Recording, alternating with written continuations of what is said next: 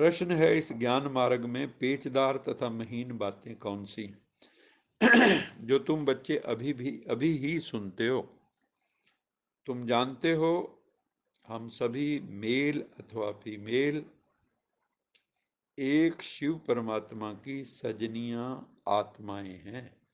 ये नहीं कह सकते मेल जो हैं कि हम सजनियां नहीं हैं, क्योंकि ब्राइड ग्रूम एक ही है, दूल्हा एक ही है, बाकी सब कौन है?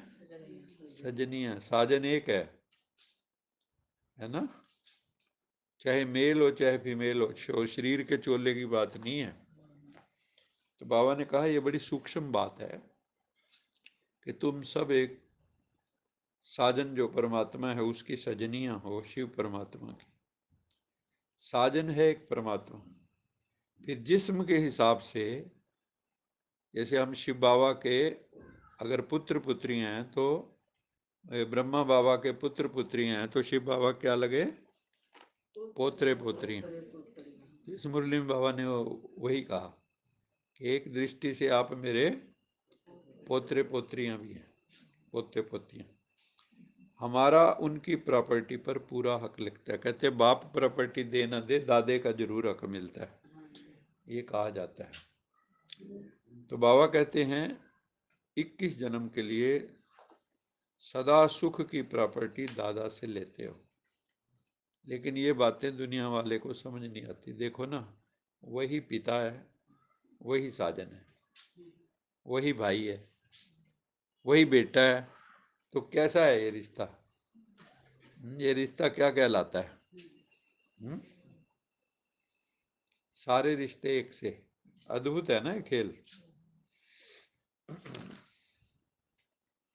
धारणा के मुख्य बिंदु। बाप समान शीतल वन, शिव बाबा की तरह शीतल वन के ज्ञान का छींटा डाल मनुष्य आत्माओं को भी शीतल बनाने की सेवा करनी है। योगी जो होता है ना, उसकी इंद्रियां शीतल हो जाती, उसका मन शांत हो जाता है। जो दुनियावी लोग हैं वो तप रहे हैं विषय विकारों में, विषय विकारों की अग्नि में जल रहे हैं, मन मर रहे हैं, ऐसे समझे, झुलस रहे हैं, विषय विकारों की आग में झुलस रहे हैं। लेकिन बाबा कहता है मैं आके ज्ञान के छींटे मारता हूँ। ऐसे कहानी भी है, सगर के पुत्र है ना, ऐसे ही हो गए थे। तो फिर गंगा उनके लिए लाई गई थी एक्चुअली। 60,000 बेटे बताते हैं उसके, तो उनके लिए फिर गंगा को लाया गया था। ऐसे ही बाबा कहता है तुम सागर के बच्चे, सगर नहीं सागर, तुम भी जो है विषय विकारों में बिल्कुल जल मरे हो। तो उसके ऊपर बाबा आके ज्ञान के छींटे डाल के फिर उनको शीतल करता है, जगाता है। फिर बाबा ने कहा तुम बच्चों को अपार खुशी में रहना चाहिए, क्योंकि तुम्हें प्रॉपर्टी मिल रही है। किसी को प्रॉपर्टी मिले खुश होता है ना, और ये तो डिवाइन प्रॉपर्टी है, गॉडली प्रॉपर्टी है। रूहानी धंधा करके विश्व की बादशाही लेनी है। रूहानी हमारा बिजनेस कौन सा है? रूहानी बिजनेस। रूहों को राहत देनी है। होता क्या है ज़्यादातर, आप किसी को मिलते हो, उसने कोई बात छेड़ी, आप उसके साथ हो लेते हो, यही होता है ना। हम उसके लेवल पे उतराते हैं, अपने लेवल पे उसको लेके नहीं जाते। यहीं से जो है माया प्रवेश होनी शुरू हो जाती कि आप किसी को मिले, अगले को पता ही नहीं लगा ये ज्ञान में है, क्योंकि ज्ञानी के लक्षण अलग होंगे फिर, और आप भी वैसे ही करने लग गए। तो फिर वो कहते हैं अभी ये इनमें और हमारे में फर्क क्या है ना। तो बाबा कहता है ये भी मेरी बदनामी करवाते हो, ये भी सतगुरु के निंदक बनते हो। तो ऐसे काम नहीं करने चाहिए। कोई भी मिले उसे ज्ञान के छींटे मारो। बाबा कहता है इससे विश्व की बादशाही तुम्हें मिलेगी। विश्व की बादशाही सोच के देखो ना, कितनी बड़ी बात होती है। लेकिन ये किन को मिलती है विश्व की बादशाही?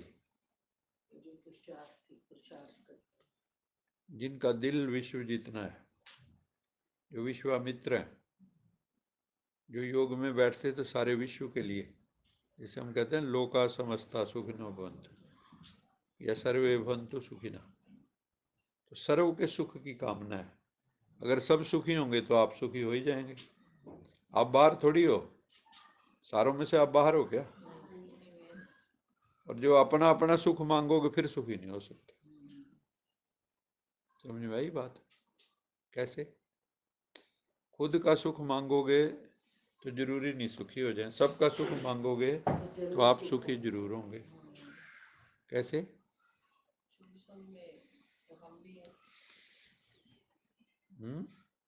जैसे नानक नाम चढ़ती कला तेरे खाने सरबत का भला। जब हम सरबत के ही भला मांगेंगे तब भी हमारा भला होगा। जैसे मान लो आपने अपना एक महल बनाया और आपके चारों तरफ झुग्गी झोपड़ी वाले रह रहे हैं और वो शाम को खूब धूमें उठते हैं, तो आपका महल कितने दिन रहेगा सुंदर?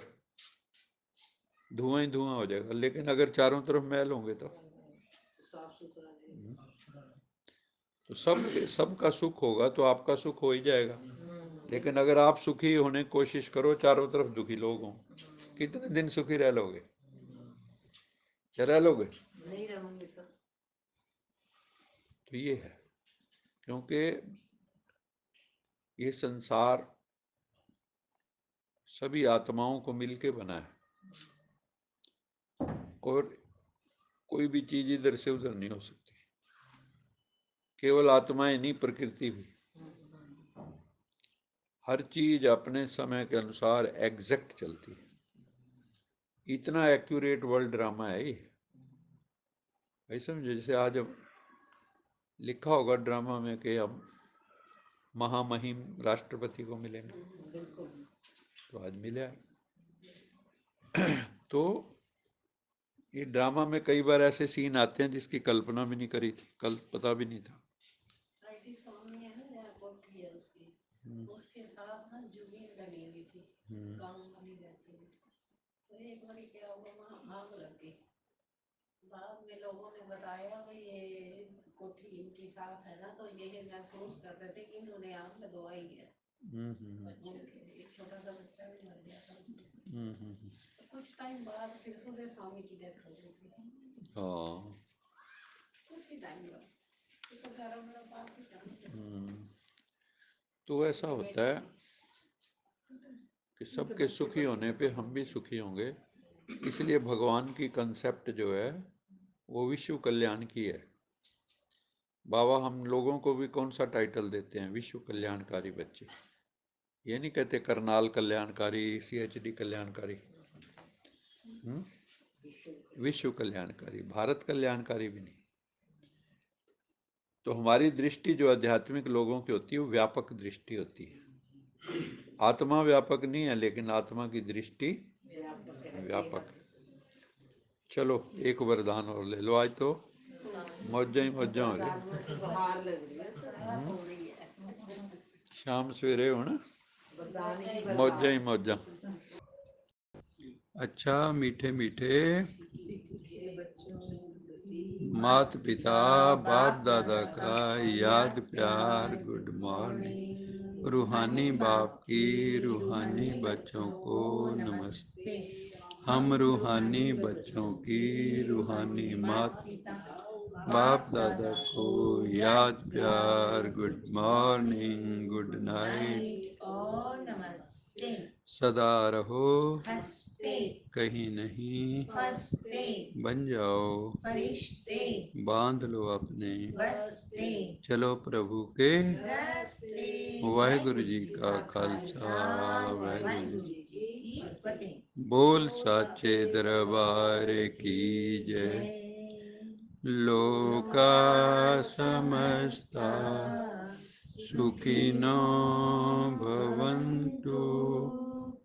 लोका समस्ता सुखिनो भवन्तु। लोका समस्ता सुखिनो भवन्तु।